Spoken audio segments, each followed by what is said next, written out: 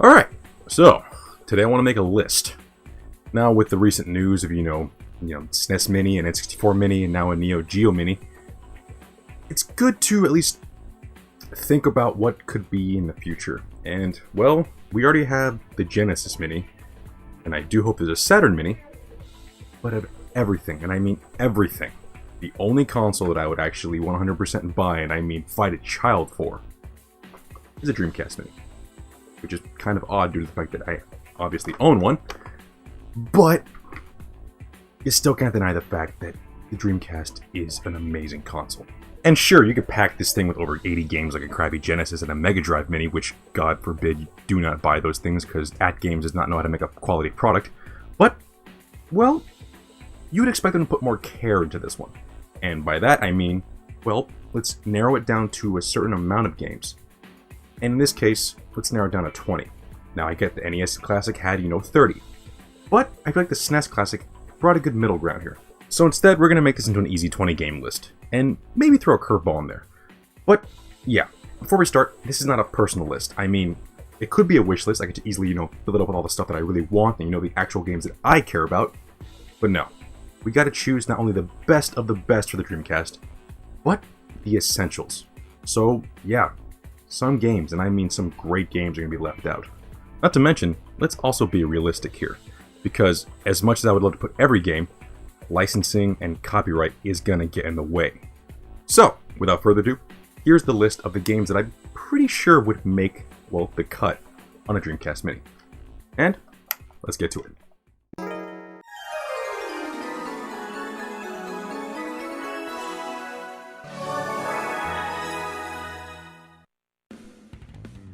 To make things easier, let's split these up into genre. And to start her off, of course, let's talk about platformers. And that obviously means the Sonic Adventure games. Yes, both games are on here. One is here solely for the impact it had on its release of the system. And 2 is on here because, well, it's honestly the better of the two. Dated by today's standards, but at the time, these are some of the coolest and most versatile 3D platformers out there. Not to mention, thanks to the lush Dreamcast graphics, this was a revelation of how much better games can look. I would be hard-pressed to name 2 better 3D platformers in the Dreamcast. Well, maybe Rayman 2, but that game doesn't really scream Dreamcast to me. Instead, that was a great game for the era as a whole. But if you want something that screams Dreamcast, there is nothing more obvious than the Sonic Adventure series. And, well, also of course, our next pick. Jet Set Radio, or how it was known here in the States, Jet Radio! Now, this can be seen as a collectathon platformer, similar to Sonic Adventure, but this game is much more of an extreme sports game, so I guess in a way we're switching to sports now. But yeah, set in a future utopia where free speech is muffled, you and a group of other hooligans decide to paint up the town of Tokyo-To in a way of rebelling against the system. And boy is it fun to do so. Add in a good amount of playable characters, a bunch of cool locales to skate around, and even a custom paint feature. And you have a game that mixes gameplay and style so seamlessly that it can be seen as a lifestyle. So much so that I honestly believe that this and its sequel definitely inspired a new generation of graffiti artists. Or it could have been the other way around, and this game was just a product of those real-world trends. Whatever it may have been, it was perfectly timed back then, and thankfully it hasn't aged a day, thanks to its awesome soundtrack and timeless cel-shaded graphics. Next up, since we're on sports games, I need to get this out of the way now. All the greats will sadly not make it on here, thanks to licensing and copyright for the sports teams. I mean, with just that alone, you can practically kiss any of the 2K games goodbye. But thankfully, we may be able to salvage one. Virtua Tennis 2. Now, while those in the US may know this as Tennis 2K2, this slips through the cracks thanks to its multiple names around the world. So no need to get EA involved, since they now own the 2K moniker. But yeah, regardless, this is definitely one of the best sports games on here. If not the best on the Dreamcast, but hands down one of the best tennis games ever made. I mean, play 4-player multiplayer with a few friends for a couple of minutes, and you will see what I mean. The controls are perfect and the gameplay is addicting. I mean, also just to take a step back, yeah, this is just a tennis game. But that's what makes it so great. Fun, simple, and endlessly replayable. Now, let's slow things down a bit, and I mean just a little bit. Let's throw in Sega Bass Fishing in there as well. And ideally, the sequel. one of the most high-octane and entertaining fishing games ever released. This is a definite staple of the Dreamcast lineup. Okay, it's not that crazy, but for a fishing game, it found the perfect balance between relaxing and crazy fun. Whether you play this alone or in multiplayer, this game is sure to get your heart pumping the second you get a bite, and have to reel that sucker in. Of course, this game is much better with the fishing rod peripheral, and more reason to sell one separately, but the game is still a blast without it, so yeah, it makes the list. Now, to speed things back up here, let's put in a card game. Now, Sega GT and Sega Rally 2 were obvious great choices. So is Daytona USA 2001. But instead, well, at least in this case, we should definitely choose the best racing game on here. Now, I would put Tokyo Extreme Racer 2 on here as a personal favorite. But the choice has to be Metropolis Street Racer. A precursor to the Project Gotham racing series, this is hands down the best racing game on the Dreamcast. Great graphics, tons of tracks, a great assortment of vehicles to choose from, tight controls, and to top it off, a great soundtrack. Easily the best car game for the Dreamcast for racing fans and arcade fans alike. Now again, Tokyo Extreme Racer 2 would be my pick here. But with MSR, it's the smarter move. Next up, let's get down to some real business. Hey, come on over, have some fun with Crazy Taxi! Now, an argument can be made to include the second one since it's the more complete package, but the original is the far more iconic one here. Fast, ridiculous, and just a blast to play, this game is an obvious, and I mean obvious choice for the Dreamcast Mini. Only issue could be keeping the licensed tracks, and even the sponsors like Pizza Hut or the Levi's store. But since this is the original game, I don't see it being that hard to accomplish. And it would be well worth it. Because imagining this game without its soundtrack or being able to pull into a KFC is kinda torturous. Now, since we're talking about public transportation, I want to take you all for a ride. I wanna take you for a ride. I wanna take you for a ride. Wow, that was a bad segue. Not apologizing for it, I'm just saying. It was bad. Now, this is not a Dreamcast original. But if you're going to talk about the essentials on the system, you would be insane not to mention this gem. One of the best fighting game rosters in game history, and some of the smoothest combo chaining combat ever. MVC2 is a legend in the field, and honestly would be a crime to be left out. To the point where I would compare it to, like, Chrono Trigger being left out of the SNES Classic. I mean, this game is arcade perfect, and this is one of the things the Dreamcast was known for delivering a true arcade experience at home. Speaking of which, next on the list is Soul Calibur. I mean, of course this is going to be on here. Not only was it a launch title over here in the States, but it was an achievement in game history. What I mean by that is that this was one of the first games to be, on a technical level, better than its arcade counterpart. This pretty much signified the beginning of the end of the arcade juggernaut, and the start of consoles becoming the dominant force in the gaming market. But yeah, besides all that, it is still one of the best 3D fighting games around, and with the series still going strong today, it's understandable why, since this was the start of it all. Well, Soul Edge was technically the first game, but you know what I mean. Now, onto a sadly more obscure, but definite choice, and yes I say obscure, because unless you grew up with the Dreamcast, you missed out on the glory of what is Power Stone. Now again, an argument can be made to include both games. And hell, I agree, the more the merrier. But again, sticking with strictly only 20 games, I have to give it to Power Stone 2. Mainly because of its 4-player option. And yes, Power Stone 1 is a much stronger game, but as a whole for the system, the more players in this 3D arena, the better. This is arcade brawling at its finest, and at the time, this was easily more fun than the original Super Smash Bros. But then Melee came around and had to go and change that. So this game never got bigger than it did. Yes, thankfully this game got a PSP remake, but in order to play local multiplayer, well, the original is where it's at. And now, speaking of original, let's talk about Shenmue. Despite the third game finally rising from the grave, it would be crazy for any gamer to at least not know, or at least have heard the name of Shenmue. What you have here is not only a shoo-in for the Mini, but possibly one of the greatest games ever made. Having a full-fledged open world where nearly everything was interactive, a feature that not many games even today have. Throw in excellent writing, many different gameplay styles, including fighting. Yeah, we're still talking about fighting games here, people. And an intriguing story. It was groundbreaking. Oh, and yeah, I'm throwing in 1 and 2 because even though the US didn't get the sequel until the Xbox, everyone else got it. And let's not overcomplicate things too much with region locking. So, let's move on to an underappreciated aspect of the Dreamcast library, RPGs. First up, easily the best of the bunch, Skies of Arcadia. Sure, many know of the port on the GameCube, but the Dreamcast version is the original. Traditional turn-based combat, a vast open world, a great collection of characters to love and hate, as well as an original sky-based open world. And what you have here is one of the best RPGs of the era. Now, pepper in the new prospect of having sky battles in flying pirate ships, and now you have one of the best RPGs ever made. Sure, it may seem like a simple game at a glance, but once you get invested, it's easy to understand why this is on the list, and considered by many to be one of the must-play RPGs. Following that great game, Grandia 2, a sequel to a solid Saturn RPG. At the time, Grandia 2 added to the very small RPG lineup of the Dreamcast, and made people understand that quality was better than quantity. It's your typical JRPG fare, but with all the great aspects of past RPG games. This game was such a hit that when the Dreamcast died, a port was quickly made for the PC and the PS2. Sadly, those were poorly received due to bugs, so the best way to enjoy this classic RPG is and will forever be on the Dreamcast. Moving along to round off the RPG genre, I would be crazy not to include Phantasy Star Online.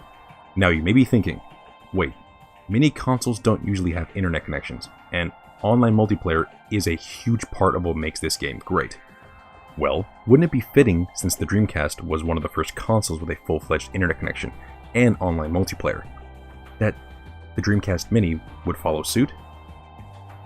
I mean, a crappy Wi-Fi chip would be more than enough to run Phantasy Star Online, a game that was designed for dial-up connections. So cost wouldn't be affected that much. I mean, sure, it's a solid RPG in its own right, and a blast to play offline, but it's called Phantasy Star Online for a reason. Now that we're through with RPGs, let's move on to shooters. And this is my opportunity to throw in a very obscure game, yet a very perfect game for the Dreamcast Mini. Cannon Spike. Never heard of it? Well, I'm not surprised, but once I'm done, well, hopefully you'll be wondering, why the hell have I never heard of this before? The gameplay is similar to the classic shoot-'em-up arcade genre, but instead of controlling a spaceship, you play as one of 6 Capcom characters and traverse through level after level of bullet hell. The game is relatively short and a simple arcade experience, but in a weird way, it feels very rewarding. I mean, it's hard as nails, it's kind of repetitive, but goddammit is it a lot of fun. Originally released in arcades in Japan, this game managed to get a release on Dreamcast. And honestly, in my eyes, this game deserves much more praise. Alright, next up, since we're on the subject of shooters, and Capcom funny enough, let's move on to a classic of the horror genre. Resident Evil Code Veronica. Sure, this has been ported to hell and back nowadays, but this was a Dreamcast exclusive originally. Being the first game in the series to not use pre-rendered backgrounds, this game finally took us away from Raccoon City and took the player on a crazy adventure that spanned multiple locations that set the stage for future games.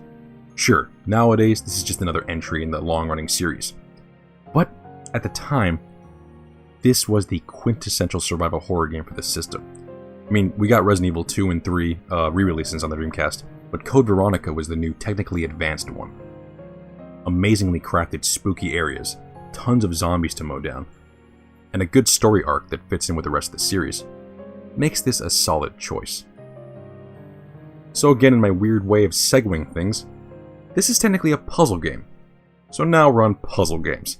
And well, this system needs at least one traditional puzzle game.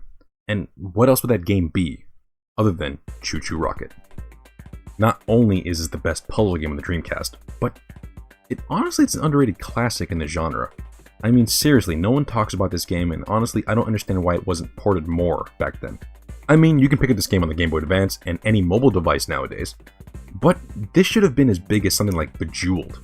But yeah, besides all that, what is this game?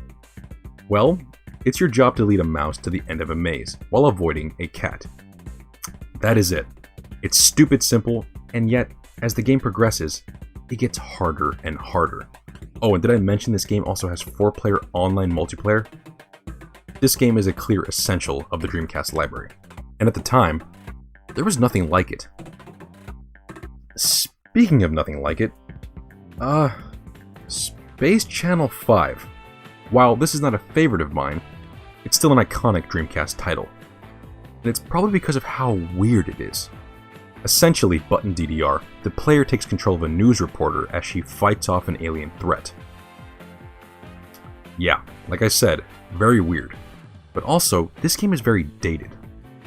Reflecting the early 2000s to a T, the tone is that of a science fiction pop music video, akin to something from Spice Girls or Aqua. It's poppy bubblegum garbage. And honestly, I like it in a strange nostalgic way. But besides my opinions of how it looks, it's still a pretty fun game in its own right, and definitely belongs here. Now, I would say the sequel should be on here too, but since that one had Michael Jackson in it, that would be a licensing nightmare, so we'll stick with the original. And finally, number 20, and since we're on the subject of music, let's top it off with one of the best music games ever made. Rez. There is no denying that the PS4 version is leagues better, not only for its quality and the PSVR compatibility, but this game started off on the Dreamcast. Sure, it only came out on the PS2 over here in the US, but this game squeaks by because it was released both in Japan and PAL regions for the Dreamcast. And if you don't know about this game, well, I'll be brief. This game perfectly mixes the gameplay elements of a rhythm game and a shoot 'em up. To top it off, throw in trippy visuals and a soundtrack that deserves to be on anyone's playlist, and you have one of the most iconic and loved games out there. Hold on, before we end this list, let's rip off the SNES Classic a little bit more. In this case, well, this came with 20 games, plus 1, and that extra game was the unreleased Star Fox 2. And, well, let's add in an unreleased game. And in this case, my vote would have to go to Propeller Arena Aviation Battle Championship. Propeller Arena is an arcade-style plane combat multiplayer game, which sadly never saw the light of day because of the 9/11 attacks. But since we managed to get Star Fox 2 all these years later, why not this underrated, literally hidden gem? Fun, action-packed gameplay and a great soundtrack is why this gets my vote to be brought back from the dead. Top it off with great multiplayer, and this would be a worthy bonus indeed.